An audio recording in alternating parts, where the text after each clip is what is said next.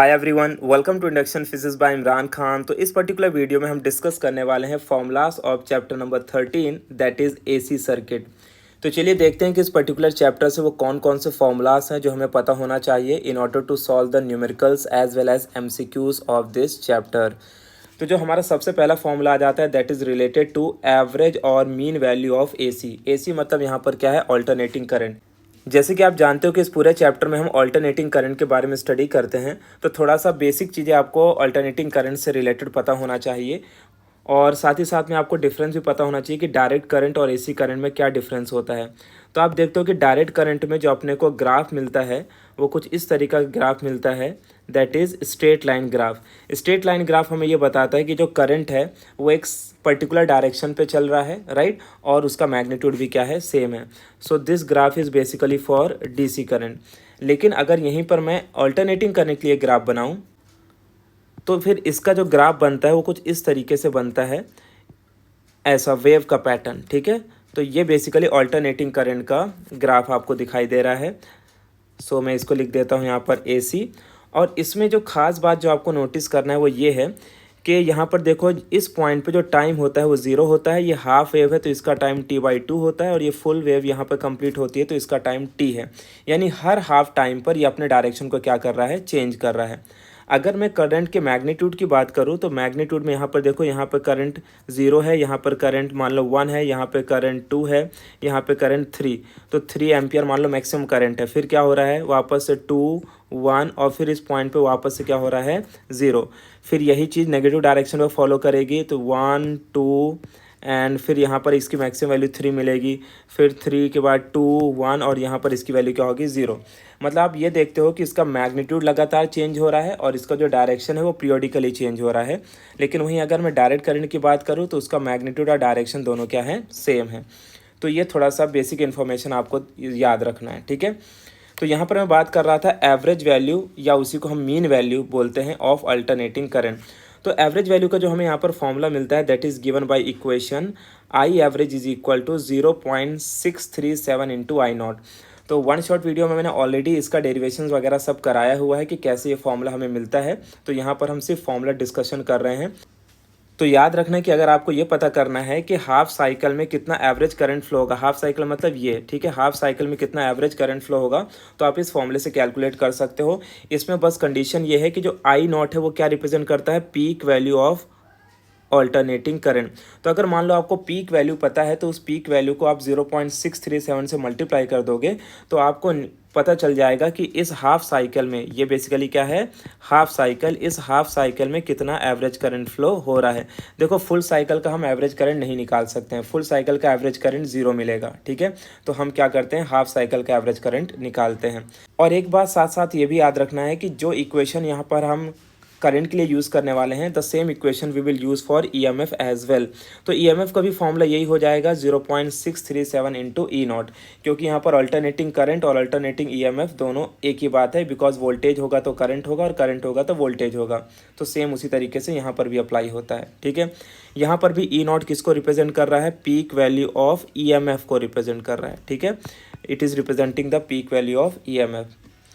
तो वैसे अगर जनरली देखा जाए तो एवरेज वैल्यू के ऊपर ज़्यादा न्यूमेरिकल्स हमें नहीं मिलते हैं, लेकिन फिर भी ये वैल्यू आपको याद रखना है। ठीक है, क्योंकि मैक्सिमम जो क्वेश्चंस आपको मिलने वाले हैं वो दूसरे फॉर्मूले से मिलेंगे जो हम देख पा रहे हैं that is root mean square value of alternating current and alternating EMF। ये बहुत ही इंपॉर्टेंट फॉर्मूला है। ठीक है, that is root mean square current. अब बात आती है कि भाई रूट मीन स्क्वायर करंट क्या है, क्योंकि एवरेज तो समझ में आया, एवरेज करंट का मतलब क्या हो गया, current flowing over a half cycle, और रूट मीन स्क्वायर करंट का मतलब होता है current flowing over a full cycle. क्या मतलब होता है, current flowing over a full cycle, इस पूरे साइकिल में कितना करंट फ्लो हो रहा है। ठीक है, क्योंकि यहाँ से लेकर यहाँ तक में कितना बनेगा, एक कंप्लीट साइकिल बनेगा। तो एक कंप्लीट साइकिल में जो टोटल करंट फ्लो हो रहा है इसकी वैल्यू को हम लिख सकते हैं that is IRMS is equal to 1/√2 multiplied by I naught. Again I naught जो है वो पीक वैल्यू ऑफ करंट को रिप्रेजेंट करता है। ठीक है, और इसी को अगर मैं इन टर्म्स ऑफ EMF लिखूँ तो I can write ERMS is equal to 1/√2 into E naught. तो जो हमारे घरों में करंट आ रहा है वो बेसिकली क्या है, ऑल्टरनेटिंग करंट है, राइट। और वो फुल साइकिल में जो करंट फ्लो हो रहा है उसकी वैल्यू को हम इस फॉर्मूले से कैलकुलेट कर सकते हैं, और पोटेंशियल यानी कि ईएमएफ को इस फॉर्मूले से कैलकुलेट कर सकते हैं। अब इसी को हम ऐसा भी लिख सकते हैं, जैसे कि हमें पता है √2 की वैल्यू 1.41 होती है, तो अगर मैं इसको डिवाइड करके नेट वैल्यू निकालूँ तो इसका आंसर मिलेगा 0.707 इंटू आई नॉट, और ईएमएफ के लिए यही फॉर्मूला बन जाएगा 0.707 इंटू ई नॉट। अब बात आती है कि ये दोनों फॉर्मूले को हमें यूज़ कब और कैसे करना है। मान लो अगर किसी क्वेश्चन में आपसे बोला है कि peak value of alternating current निकालो और आपको वहाँ पर IRMS गिवन है, तो फिर आप ये वाला फॉर्मूला यूज़ कर लेना, ठीक है। क्योंकि इसको सिंपल बनाया जा सकता है। कैसे सिंपल बनाया जा सकता है, मान लो आपको आई नॉट निकालना है, तो आप लिखोगे I not is equal to, क्या लिखोगे, I not is equal to √2 into IRMS लिख लोगे। तो आप सिंपली √2 की वैल्यू 1.414 रख के IRMS से मल्टीप्लाई कर दोगे तो आई नॉट मिल जाएगा। तो कैलकुलेशन वाइज आपको ये थोड़ा सा आसान पड़ेगा, ठीक है। वहीं पर अगर मैं बात करूं कि इस फॉर्मूले को कब यूज़ करना है, तो अगर मान लो आपको पीक वैल्यू ऑफ करंट दिया है और आपको यहाँ पर IRMS करंट निकालना है, तो फिर आप ये वैल्यू यूज़ करो, यानी डायरेक्टली पीक वैल्यू को 0.707 से मल्टीप्लाई कर दो, ठीक है। तो इस तरीके से ये दोनों फॉर्मूला आपको यूज़ करना है। तो ये दोनों जो फॉर्मूला मैंने आपको बताया, एवरेज और रूट, ये दोनों के लिए याद रखना है कि जो चीज़ हम करंट के लिए कर रहे हैं वही सेम चीज़ हमें किसके लिए करना है, ईएमएफ के लिए। अगर मैं यूनिट की बात करूँ तो देखो, करंट का यूनिट आप जानते हो, करंट का यूनिट होता है एम्पियर, और ईएमएफ यानी वोल्टेज, और वो इसका यूनिट होता है हमारा वोल्ट, वी। तो यूनिट में कोई चेंज नहीं है। दूसरा, ये एक बात आपको इम्पोर्टेंटली बताना था कि इस पर्टिकुलर चैप्टर में यहाँ पर हम देखते हैं कि एक करंट होता है जिसे हम आई से डिनोट करते हैं, राइट। एक करंट होता है जिसे हम आई एवरेज लिखते हैं, तो पहला मैं आई एवरेज लिख लेता हूँ। एक करंट होता है जिसे मैं IRMS कहता हूँ। एक करंट आई होता है और एक करंट आई नॉट होता है, तो मैं इसे आई नॉट और इसे आई कर देता हूँ। अभी यहाँ पर इन सब का मतलब क्या है, देखो, आई एवरेज का मतलब हो गया current flowing over a half cycle, IRMS का मतलब हो गया total current flowing over a full cycle, I naught का मतलब हो गया मैक्सिमम करंट, ठीक है, या उसी को हम क्या बोलते हैं, पीक वैल्यू ऑफ करंट, या उसी को हम बोलते हैं एम्पलीट्यूड। और आई का मतलब होता है इंस्टेंटेनियस करंट, ठीक है। तो ये आप लिख लेना, मैंने जो आपको बोला है यहाँ पर, ठीक है। और ठीक इसी तरीके से हम यहाँ पर लिख सकते हैं ई एवरेज, और क्या हो सकता है, IRMS, उसके बाद ई नॉट और ई। तो ई एवरेज का अगेन मतलब क्या हो गया, average EMF over a half cycle. IRMS का मतलब क्या हो गया, root mean square current over a full cycle. E naught का मतलब क्या हो गया, पीक वैल्यू ऑफ EMF यानी मैक्सिमम वैल्यू ऑफ EMF।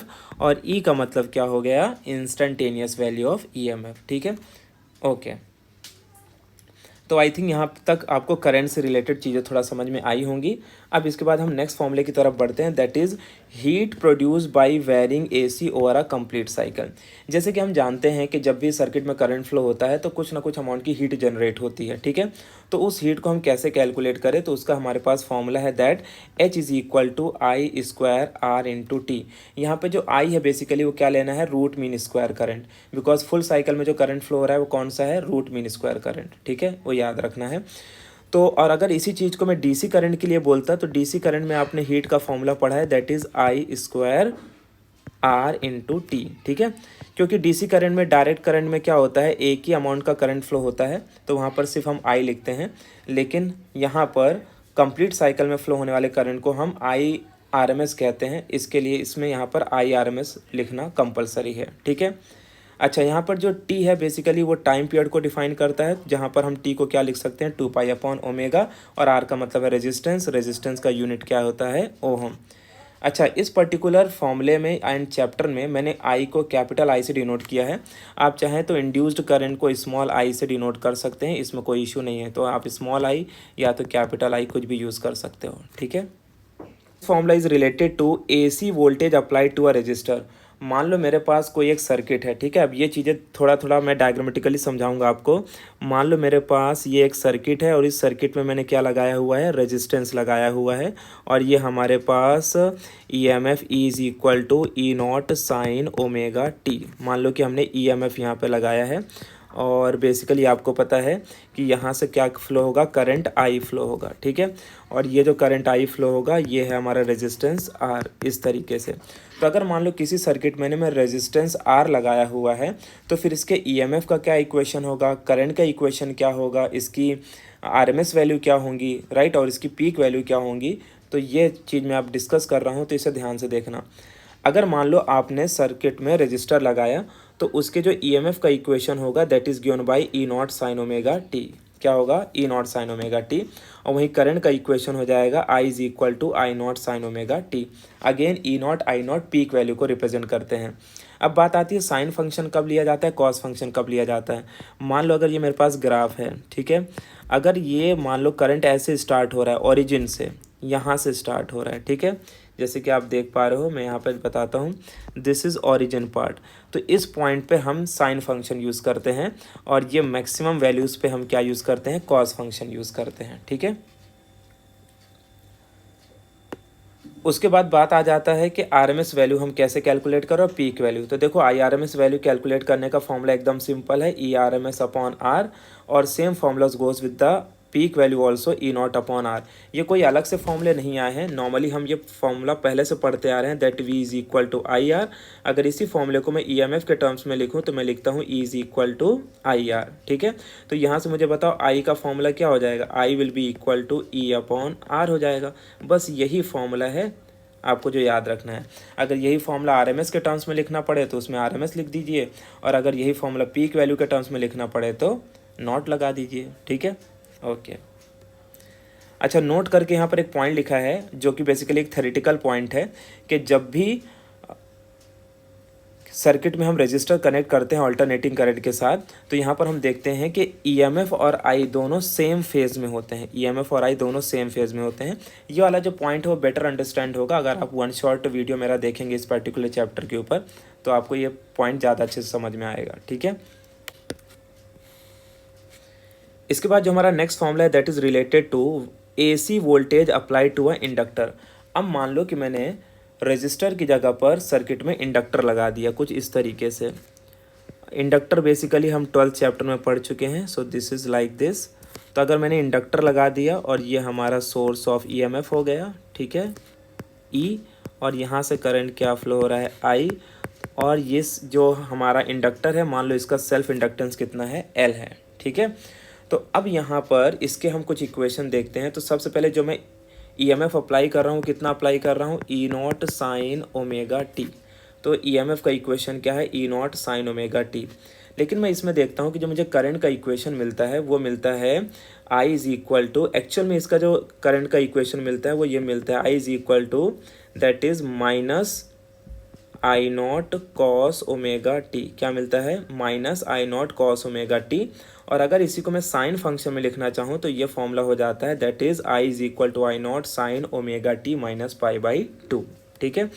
यहाँ पर इस बात से हमें एक बात ये पता चलती है जो नोट में आप देख पा रहे हो कि in this case EMF lead I by pi by 2, और आप कह सकते हो I lag E by pi by 2, यानी कि ईएमएफ जो है वो करंट से पाई बाई 2 एंगल से आगे चल रहा है, या आप ये कह सकते हो कि करंट ईएमएफ से पाई बाई 2 एंगल से पीछे चल रहा है।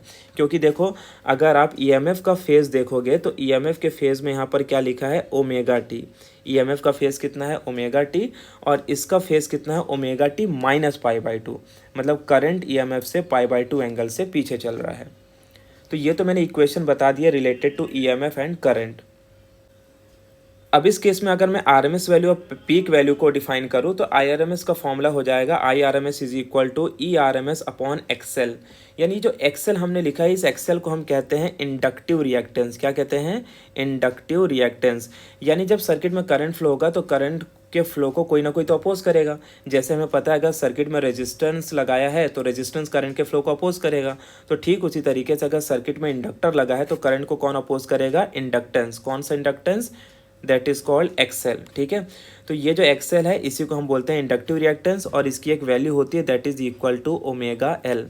तो कई बार हो सकता है क्वेश्चन में डायरेक्टली तुम्हें इंडक्टिव रिएक्टेंस गिवन हो, या अगर इंडक्टिव रिएक्टेंस नहीं दिया होगा तो तुम्हें सेल्फ इंडक्टेंस एल की वैल्यू देगा और ओमेगा दे सकता है, या फिर ओमेगा की जगह पर फ्रीक्वेंसी देगा, जिसे आप निकाल सकते हो bye using the formula 2πf, क्योंकि ओमेगा का फॉर्मूला हम जानते हैं 2πf होता है। ठीक है, तो ये फॉर्मूला हमारा रिलेटेड टू IRMS हो गया। वही फॉर्मूला है जो हमने यहाँ पर डिस्कस किया है, that is I is equal to E/R। तो सिंस हमने इंडक्टर लगाया है तो R की जगह पर XL आ जाएगा। ठीक है, और अगर इसी फॉर्मूले को मैं in terms off peak value लिखूँ तो इसको लिख सकते हैं E0/XL। तो आप देख पा रहे हो कि RMS और पीक वैल्यू के लिए कोई अलग से फॉर्मूले नहीं लगा रहे हैं, वही फॉर्मूले हैं। ठीक है, और एक बात जो यहाँ पर इम्पोर्टेंटली याद रखना है वो ये है कि बेसिकली जो एक्सेल है, क्या है जो XL, it is directly proportional to frequency. XL is directly proportional to frequency, ये भी कंडीशन आप अपने दिमाग में याद रखना। ठीक है, इसके बाद जो हमारा नेक्स्ट फॉर्मूला आ जाता है that is related to AC voltage applied to a capacitor. यानी कि अगर मान लो अब हमने सर्किट में क्या अप्लाई किया है, कैपेसिटर अप्लाई किया है। देखो मैं वापस से बोल रहा हूँ, इस पर्टिकुलर चैप्टर के फॉर्मूले को ज़्यादा बेटर समझने के लिए आपको इसका थ्योरेटिकल पार्ट आना ज़रूरी है। तो आप एक बार वन शॉर्ट वीडियो मेरा ज़रूर देखना इस चैप्टर के ऊपर, तब ये जब आप फॉर्मूले समझने जाएंगे तो आपको बहुत आसान लगेंगे। तो अब अगर मान लो कि हमने यहाँ पर क्या लगाया है, एक कैपेसिटर लगाया है। ठीक है, और इसको हमने source of EMF E is equal to E0 sine omega T connect किया। ठीक है, ओके, अब हमें यहाँ पर पता है कि यहाँ से करंट फ्लो होगा I। ठीक है, डन। देन अब क्या होगा कि ये जो मैंने EMF अप्लाई किया वो कितना अप्लाई किया है, E0 साइन ओमेगा टी। और जब हम इसकी स्टडी करते हैं तो हमें पता चलता है कि इस केस में जो करंट का इक्वेशन I मिलता है that is I0 cos omega T. किस फंक्शन में मिलता है, कॉस ओमेगा टी के फंक्शन में। तो अगर मैं इसे कॉस ओमेगा टी को इन टर्म्स ऑफ साइन लिखूं तो मैं लिख सकता हूं I is equal to I0 sine omega T plus 5। तो अगर आप इंडक्टर से कंपेयर करोगे तो इंडक्टर के केस में देखो हमें क्या मिला था, omega T minus pi by 2, और इसमें क्या मिल रहा है, omega T plus pi by 2। यानी जो नोट हमारा यहाँ पर मैंने पॉइंट दिया है आपको, उसमें लिखा है कि in this case current lead E by pi by 2, और you can say E lag EMF E lag I by pi by 2। यहाँ पर ये बेसिकली LAG लैग है, लॉग नहीं है। ठीक है, तो ये करेक्शन कर लेना। ओके, तो जब हम सर्किट में कैपेसिटर लगाते हैं तो EMF पीछे चलता है, करंट आगे चलता है। इन्हें बेसिकली हम रोटेटिंग वेक्टर्स कहते हैं। क्या कहते हैं, रोटेटिंग वेक्टर्स कहते हैं। तो ये दोनों बात आपको याद रखना है, एक्चुअल में तीनों बात याद रखना है कि जब हम रेजिस्टर कनेक्ट करते हैं तो करंट और I दोनों सेम फेज में होते हैं। जब हम इंडक्टर को कनेक्ट करते हैं तो EMF आगे चलता है, करंट पाई बाई 2 एंगल से पीछे चलता है। और जब कैपेसिटर कनेक्ट करते हैं तो करंट पाई बाई 2 एंगल से आगे चलता है और EMF पीछे चलता है। ठीक है, अब मैं बात करता हूँ इनके RMS वैल्यू की। तो RMS value and peak value, तो देखो यहाँ पर आप क्लियरली देख पा रहे हो IRMS का फॉर्मूला क्या है यहाँ पर, ERMS अपॉन XC। तो जैसे हमने इंडक्टर में देखा था इंडक्टिव रिएक्टेंस था, वैसे यहाँ पर आपको देखोगे तो आपको मिल जाएगा यहाँ पर कैपेसिटिव रिएक्टेंस। ठीक है, यानी कि अगर हमने सर्किट में कैपेसिटर लगाया है तो जो करंट का ऑपोजिशन बनेगा वो कौन बनेगा, capacitive reactance denoted by XC। और इसका फॉर्मूला जो हमें मिलता है दैट इज़ 1/ओमेगा-C। अगेन याद रखना है कि ओमेगा को 2πf लिख सकते हैं, और इससे हमें एक बात पता चलती है कि XC is inversely proportional to frequency. ठीक, और अगर पीक वैल्यू के टर्म्स में लिखूं तो इसी को लिख सकते हैं E0/XC। Then our next formula is AC voltage applied to a LCR circuit. अब मान लो मैंने एक ही सर्किट में तीनों चीज़ को कनेक्ट कर दिया, मतलब कि हमारे पास LCR सर्किट मतलब इंडक्टर भी है, उसके बाद कैपेसिटर भी है, और उसके बाद हमने यहाँ पर रेजिस्टेंस भी लगाया है। ठीक है, and there is a source of EMF that is called E is equal to E0 sine omega T. ठीक है, तो इसी को LCR सर्किट कहते हैं बिकॉज एक ही सर्किट में आपका इंडक्टर भी है, कैपेसिटर भी और रेजिस्टर भी है। ठीक है, तो यहाँ पर हमें ये बताना है कि जब हम LCR सर्किट लेंगे तो उस LCR सर्किट में जो टोटल करंट अपोज होगा वो कौन अपोज करेगा, तो उसका नाम है impedance. Impedance is the total resistance offered by LCR circuit. ठीक है, इम्पीडेंस का काम क्या है, यानी इम्पीडेंस का मतलब क्या होता है, total resistance offered by LCR circuit. और इसका फॉर्मूला हम कैसे कैलकुलेट कर, और इसका फॉर्मूला है Z is equal to root of XL minus XC the whole square plus R square. ठीक है, तो टोटल इम्पिडेंस LCR सर्किट में हम कैसे कैलकुलेट कर सकते हैं? By using the formula root of XL minus XC the whole square plus R square. याद रखना है कि XL को हम according to the condition omega L लिख सकते हैं, और you can also write that XL is equal to 2πf into L। And याद रखना है कि XC को हम कभी भी क्या लिख सकते हैं? 1/ओमेगा C, और you can write that 1/2πf into C। ठीक है। और कई बार ऐसा क्वेश्चन गिवन होगा कि मान लो कि वहाँ पर इंडक्टर नहीं लगा है, सिर्फ वो CR सर्किट है, तो फिर आपको XL की वैल्यू को 0 मान लेना है। ठीक है। या LR सर्किट है तो फिर आप XC की वैल्यू को 0 मान लोगे। अब मैं अगर इसकी पीक वैल्यू और RMS वैल्यू की बात करूँ तो RMS value and peak value of LCR circuit क्या होगा? तो इसका पहला फॉर्मूला वही आ जाता है, IRMS is equal to ERMS upon Z, because हमें पता है यहाँ पर करंट को कौन अपोज कर रहा है? इम्पिडेंस। तो अगर आप ध्यान से देखोगे इन फॉर्मूलेज को तो आपको एक बात समझ में आएगी कि जब हमने सर्किट में रेजिस्टर लगाया था तो करंट को अपोज रेजिस्टेंस कर रहा था, जब हमने इंडक्टर लगाया तो XL अपोज कर रहा है, जब हमने कैपेसिटर लगाया तो XC अपोज कर रहा है, और जब हमने तीनों को एक साथ कनेक्ट कर दिया तो Z अपोज कर रहा है। ठीक है। और इसके पीक वैल्यू का भी सिमिलरली उसी तरीके से फॉर्मूला लिखेंगे, E0/Z। अच्छा, यहाँ पर एक और चीज़ जो हम फाइंड करते हैं, that is nothing but the phase angle. Phase angle निकालने का तरीका क्या है? आप अगर थ्योरेटिकल पॉइंट वे से देखोगे तो यहाँ पर हमने एक कुछ इस तरह से एक डायग्राम देखा था, this is phase angle phi. ठीक है। और ये बेसिकली हमारा हो जाता है XL माइनस XC, और ये जो पार्ट है हमारा ये क्या बन जाता है? R। ठीक है। तो इस तरीके से हम यहाँ पर tan फंक्शन लगा के फेज़ एंगल फाई निकाल सकते हैं, that is XL minus XC upon R। अच्छा, ये फेज़ एंगल निकालने के लिए आपको थोड़ा सा नेचुरल टेंजेंट यूज़ करना आना चाहिए, तभी आप उस फेज़ एंगल को इन टर्म्स ऑफ डिग्री या रेडियन में निकाल पाओगे। नेक्स्ट अब हम फॉर्मूला डिस्कस करने वाले हैं, that is power in AC circuit. तो अब यहाँ पर हम पावर से रिलेटेड बात करने वाले हैं कि जब हम सेम सिनेरियो है, right, register, inductor, capacitor and LCR circuit connect करेंगे तो कौन कितना पावर कंज्यूम करेगा। ठीक है। तो the first is average power associated with resistance, या आप बोल सकते हो average power consumed by resistance, और इसका फॉर्मूला मिलता है P average is equal to ERMS into IRMS। यानी ये वही फॉर्मूला है जो DC के लिए आप यूज़ करते हो ना, P is equal to V into I। ठीक है। तो इसी को और आप क्या लिख सकते हो? P is equal to E into I। Since पूरे साइकिल में RMS करंट या RMS EMF होता है, तो इसी फॉर्मूले को हम लिखते हैं ERMS इंटू IRMS। पावर का अगेन फॉर्मूला आपको पता है, पावर का यूनिट आपको पता है। पावर का ऐसा यूनिट हम क्या यूज़ करते हैं? वॉट यूज़ करते हैं। क्या यूज़ करते हैं? वॉट। अच्छा, इससे पहले वहाँ पर इंडक्टर आया था, कैपेसिटर आया था, मैं यूनिट बताना भूल गया। देखो, मुझे रेजिस्टेंस R लिखा था, उसका भी यूनिट ओहम होता है, एज वेल एज XL का भी यूनिट ओहम होता है, XC का यूनिट भी ओहम होता है, और Z का भी यूनिट क्या होता है? ओहम होता है, बिकॉज ये सारे क्या हैं? Opposition to the flow of current है। इसके बाद जो नेक्स्ट है, that is average power associated with an inductor. अब अगर सर्किट में हमने इंडक्टर लगा रखा है तो the average power consumed will be equal to, so the average power consumed will be equal to 0। ठीक है। और अगर हमने सर्किट में कैपेसिटर लगा रखा है तो average power consumed is also is equal to 0। तो ये दोनों बातें आपको याद रखना है कि average power consumed by inductor and capacitor both are equal to 0। तो इन सब का डेरिवेशन ऑलरेडी अवेलेबल है, तो आप इन्हें देखो कैसे इनका आंसर हमें 0 मिलता है।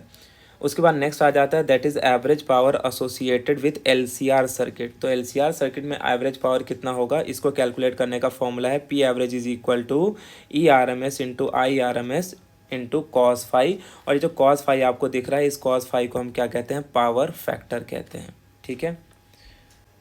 द नेक्स्ट अब हम फॉर्मूला डिस्कस करने वाले हैं रिलेटेड टू इलेक्ट्रिक रेजोनेंस। देखो, रेजोनेंस बहुत ही कॉमन सा टॉपिक है। जब हम ऑसिलेशन पढ़ते हैं तो वहाँ पर भी हम फ्री ऑसिलेशन, फोर्स ऑसिलेशन और रेजोनेंस पढ़ते हैं। जब हम सुपरपोजिशन ऑफ वेव पढ़ते हैं तो वहाँ पर भी हम स्टडी करते हैं about free vibration, forced vibration and resonance. तो ठीक उसी तरीके से जब हम ऑल्टरनेटिंग करंट को स्टडी करते हैं तो यहाँ पर भी रेजोनेंस की कंडीशन आती है, और रेजोनेंस की कंडीशन बहुत सिंपल होती है। जब natural frequency becomes equal to driven frequency, at that point amplitude becomes maximum and it is said to be resonance. तो रेजोनेंस दो टाइप के होते हैं, एक होता है सीरीज रेजोनेंस सर्किट और एक होता है पैरेलल रेजोनेंस सर्किट। और यहाँ पे याद रखना है कि दोनों के लिए फॉर्मूला क्या है? Same, that is FR is equal to 1/2π root of LC। L यहाँ पर क्या है? इंडक्टेंस, और C का मतलब क्या है? कैपेसिटेंस। अच्छा, यहाँ पर मैंने कुछ इंपॉर्टेंट नोट पॉइंट में लिखा है, वो क्या है देखो, इन this case current is maximum and impedance is minimum. तो ये आपके MCQ one sentence point of view question के लिए इंपॉर्टेंट हो सकता है कि जब हम सीरीज रेजोनेंस सर्किट की बात करते हैं तो वहाँ पर करंट मैक्सिमम होता है और इम्पीडेंस मिनिमम होता है। वहीं अगर मैं पैरेलल रेजोनेंस सर्किट की बात करूँ तो फॉर्मूला तो इस वहीं अगर मैं पैरेलल रेजोनेंस सर्किट की बात करूँ तो फॉर्मूला तो वही मिलता है, लेकिन इसमें एक कंडीशन ये है कि जो हमारा करंट है वो हमें मिनिमम मिलता है और इम्पीडेंस जो है वो क्या होता है, मैक्सिमम होता है। देखो, इम्पीडेंस तो ऑपोजिशन है, तो जहाँ पर ऑपोजिशन ज़्यादा वहाँ पे ऑटोमेटिकली करंट कम होगा, और जहाँ पर ऑपोजिशन कम होगा वहाँ पे करंट ज़्यादा फ्लो होगा। और यहाँ पर हमारा लास्ट फॉर्मूला है that is related to sharpness of resonance और क्यू फैक्टर। देखो, वैसे देखा जाए तो ये टॉपिक इतना इंपॉर्टेंट नहीं है, ना तो इससे ऊपर कोई न्यूमेरिकल्स वगैरह गिवन है, बट फिर भी चैप्टर में टॉपिक गिवन था तो मैंने सोचा आपको ये फॉर्मूला बता दूँ। तो याद रखना है, रेजोनेंस यानी क्यू फैक्टर का फॉर्मूला होता है omega R upon 2 delta omega. Omega R यहाँ पर रेजोनेंट फ्रीक्वेंसी है और डेल्टा ओमेगा का मतलब होता है बैंडविड्थ। बैंडविड्थ का मतलब ये होता है the frequency range over which a channel operates. जैसे कि हम रेडियो वगैरह सुनते हैं, एफएम चैनल सुनते हैं, राइट। तो वहाँ पर मान लो अगर कोई पर्टिकुलर चैनल है जो 93.5 एफएम पे चलता है तो ये उसकी रेजोनेंट फ्रीक्वेंसी कहलाएगी। और ऐसा इसका, और मान लो कि 93.4 एफएम मैंने लिया तो यहाँ पर हमें मिलेगा ओमेगा 1, और 93.6 लिया तो यहाँ पर हमें मिलेगा ओमेगा 2। यानी कि देखो, क्लियरिटी आपको तभी मिलेगी जब ये फ्रीक्वेंसी कहाँ पर मैच कर जाएगी, 93.5 में। तो ऐसा नहीं कि आपको 93.4 में आवाज़ सुनाई नहीं देगी, वो चैनल ऑपरेट नहीं होगा, होगा तो ज़रूर, लेकिन उसकी जो वॉइस है वो क्लियर नहीं होगी। ठीक उसी तरीके से यहाँ पर भी दिया है 93.6 में। तो 93.6 में भी क्या होगा कि चैनल ऑपरेट हो जाएगा लेकिन उसकी वॉइस में क्लियरिटी नहीं होगी। तो ये जो बेसिकली है ये क्या है, इसे हम बैंडविड्थ कहते हैं, इनके डिफरेंस को। और ये जो 93.5 एफएम है वो बेसिकली क्या है, आपका रेजोनेंट फ्रीक्वेंसी है, ठीक है, जिस फ्रीक्वेंसी पर करंट सर्किट में मैक्सिमम फ्लो होता है। और जब सर्किट में मैक्सिमम करंट फ्लो होगा तो आपको जो रेडियो से आवाज़ सुनाई देगी वो एकदम क्लियर होगी। तो इस तरीके से मैंने इस पर्टिकुलर चैप्टर से रिलेटेड जो भी फॉर्मूलाज थे वो यहाँ पर आपको बता दिए हैं। आप इन फॉर्मूलाज को नोट डाउन करो और उस पेज को सामने रखो, और उसके बाद ही आप इस चैप्टर के एक्सरसाइज के एंड सॉल्व एग्जाम्पल के न्यूमेरिकल सॉल्व करो। किसी भी पर्टिकुलर न्यूमेरिकल में कोई डाउट आता है तो ऑलरेडी इन सब के ऊपर मैंने वीडियो बनाया हुआ है, आप चैनल की प्लेलिस्ट को चेक करो और अपने न्यूमेरिकल्स को आसान बनाओ।